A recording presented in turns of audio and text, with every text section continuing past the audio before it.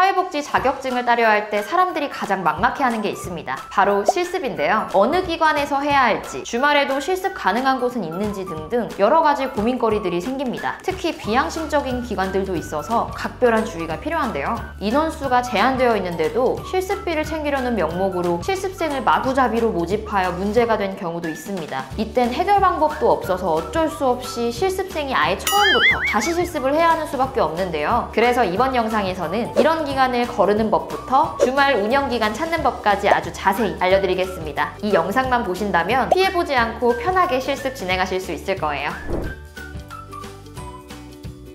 실습처를 고르실 때 어떤 기준으로 고르실지 많이 고민되시죠? 제가 주의사항 딱 3가지만 알려드릴게요. 이 기준으로 고르시면 적어도 실습처 찾는 시간 90%는 아낄 수 있을 거예요. 첫 번째, 정식 기관인지 체크하셔야 합니다. 실습 기관은 사회복지시설로 분류된 곳에서만 실습이 가능하기 때문에 반드시 확인하셔야 될 부분인데요. 실제로 피해 사례가 많기 때문에 시설 신고증이나 설치 신고 필증을 체크하는 게 좋습니다. 실습 기관이 정해지면 실습생 신상카드라는 한 장의 프로필을 작성하고 기관에서 간단한 면접을 보게 되는데요. 이때 사회복지 현장 실습 기관 등록증, 사본안부 요청해도 됩니다. 시설 신고증이나 설치 신고 필증에 나와 있는 분류를 보시면 확인이 가능합니다. 만약 요청해도 주지 않는 기관이라면 실습을 진행하지 않아도 좋아요. 실습비를 내고 실습기관에서 160시간을 경험해야 되는데 검증된 실습처가 아니라면 시간과 비용을 허비하는 낭패를 볼 수가 있습니다. 두 번째, 실습비를 체크하셔야 합니다. 보통 실습기관처에서 직접 받는 비용은 10만 원 정도라고 보시면 되고요. 나라에서 정해진 비용은 없기 때문에 실습처마다 조금씩 차이는 날 수 있습니다.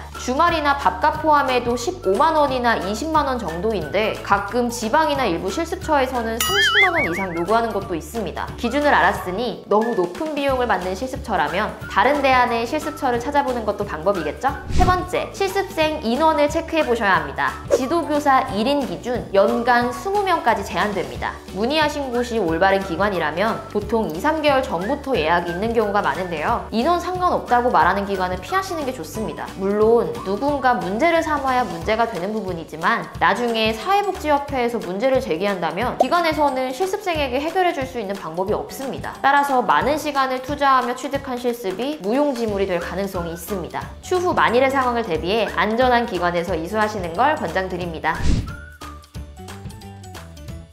실습 기간을 정했다면 이제 실제로 실습을 하셔야겠죠. 실습은 어떤 업무를 하는 걸까요? 실습은 분야와 기관별로 고객도 다르고 업무도 다릅니다. 공통적으로 기본적인 서류 정리나 행정 업무와 배식을 맡게 되고 청소나 설거지 등 기관 특성에 맞는 다양한 업무를 하게 됩니다. 만약 아이들이 있는 기관이라면 아이들과 함께 놀아주거나 학습을 도와주는 일도 포함되겠죠. 도움이 필요한 분들의 손발이 되어주기도 할 테고요. 이렇게 업무를 진행하며 보고서도 작성하셔야 합니다. 현장 실습 보고서라고 하는데요. 완성본은 대략 2-3cm 정도며 실습 나갈 때마다 작성하셔야 합니다. 그렇게 차곡차곡 모아서 최종본을 제출하게 되고요. 때문에 미리 작성해두지 않으면 추후 일지폭탄을 맞이하게 될 겁니다. 스케줄은 대부분 비슷해서 쓸 말이 딱히 없을 수 있는데 분량을 어느 정도 채워야 하니까 실습하며 느낀 점이나 사소한 일도 기록해두는 걸 추천드립니다.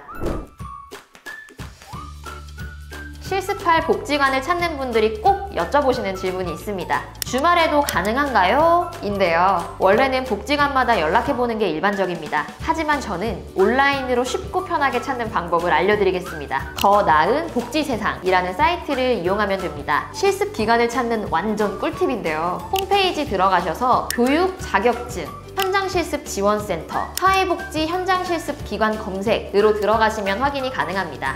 거주지 근처로 주말에 가능한 기관은 몇 개나 있는지 지도자 인원과 실습 비용도 확인 가능합니다. 미리 정보들을 볼 수 있으니 이렇게 리스트업 해두시고 연락해본다면 나에게 맞는 기관을 찾기 훨씬 수월하실 거예요. 여기까지 사회복지 실습 관련하여 여러 주의사항 및 꿀팁에 대해 알려드렸습니다. 생각보다 따져봐야 할 게 많죠. 그래도 이 내용들은 꼭 숙지하셔야 돼요. 귀찮다고 아무 곳에서 하다가 문제가 된다면 그동안 해온 것들이 물거품이 될 수도 있거든요. 영상 내용 꼭 숙지해서 자격증 따는 데 문제 없길 바랍니다. 오늘 내용이 유익했길 바라고요. 앞으로도 더 좋은 정보로 찾아뵐게요. 이상 학점이키였습니다. 감사합니다.